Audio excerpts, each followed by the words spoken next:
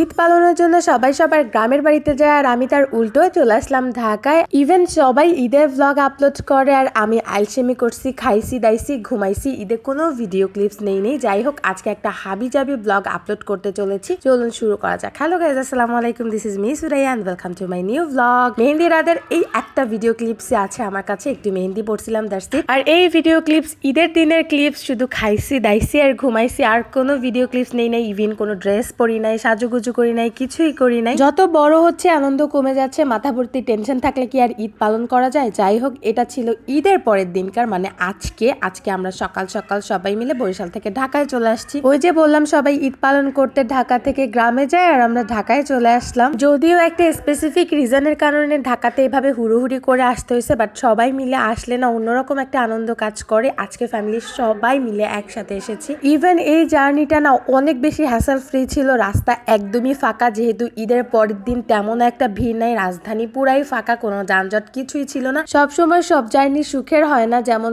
বিদায়ের জার্নি অনেক বেশি কষ্টের হয়, বাট আজকের জার্নিটা অনেক ভালো ছিল। সবাই একসাথে অনেক আনন্দ করে এসেছি। মধ্যপথে একটু ব্রেক দিছিল, এখানে চা হালকা পাতলা নাস্তা করতেছিলাম সবাই মিলে। বাসে মাত্র 20 মিনিটস ব্রেক দিলে কি হয় বলেন? খেতে নামলে তো সবকিছু খেতে মন চায়, কিন্তু এই শর্ট টাইমের মধ্যে কেমনে খাই, তাই ঝটপট করে বাসে উঠে গেলাম আর নাস্তাগুলো নিয়ে উঠছিলাম।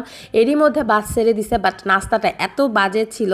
পেটিসের মধ্যে কি সবজি টবজি দিয়ে রাখছে, তাও বাসি বাসি খেতে খুবই বাজে ছিল। পেটিসালা ব্যাটারে ধইরা আজকে ভাইরাল করে দিতাম যদি গাড়ি না ছাইড়া দিত, মেজাজটা এত খারাপ হয়েছিল। যাই হোক, অবশেষে সাফওয়ানের মিষ্টি মুখখানা দেখে মেজাজটাকে ঠান্ডা করলাম। একটু কেবল জমিয়ে ঘুম দিব ভাবছিলাম, তারই মধ্যে ঢাকায় পৌঁছে যাই সিএনজি নিয়ে ডিরেক্ট বাসায়। বাসার নিচে নেমে মেজাজ আবারও তুঙ্গে, বাসা 7 তলা, লিফট অফ, কারেন্ট নাই, কি একটা অবস্থা। বরিশালে এই খাতার গাড়টি নিয়ে আর সিঁড়ি বেয়ে কি উঠানো যায়? 10 থেকে 15 মিনিট অপেক্ষা করার পরে আমি যখন সিঁড়ি বেয়ে উপরে উঠলাম, ঠিক তখনই কারেন্টটা চলে আসলো। কথায় আছে, অভাগা যেদিকে যায় সাগরও শুকাইয়া পুরা চর হয়ে যায়। আমার হচ্ছে সেই অবস্থা। অবশেষে সবাই লিফটে করে সব খাতার গাড়টি উপরে উঠায় নিয়ে আসছে। আমরা মানুষ হিসেবে ব্যাগ কিন্তু খুব একটা বেশি হয় নাই, কি বলেন আপনারা? এনিওয়েজ, এই বস্তা বাস্তি সবকিছু রাইখা পেটে প্রচন্ড ক্ষুধা। আম্মু ভাগ্য ভালো, বাসার থেকে কিছু তরকারি নিয়ে আসছিল, ওগুলা জাস্ট একটু গরম বসায় দিছি, এরপর খেতে বসে যাব। ভাইয়া ভাত রান্না করে রাখছিল।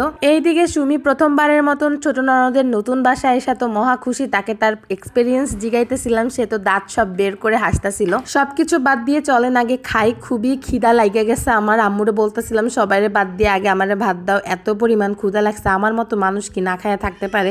যাই হোক, যাও, একটু রোজা রেখে অভ্যাস হয়ে গেছিল দেখে ক্ষুধাটাকে একটু কন্ট্রোল করতে পারছি। এরপরে ভাত নিয়ে বসে পড়লাম। ভাত খেতে খেতে বিদায় নিচ্ছি। আজকের ভিডিওটা এই পর্যন্তই। আশা করি ভিডিওটা আপনাদের ভালো লাগবে। ভিডিওটা ভালো লাগলে ছোট্ট করে একটা লাইক দিয়ে দিন, কমেন্ট করে দিন। That's all for today. আল্লাহ হাফেজ।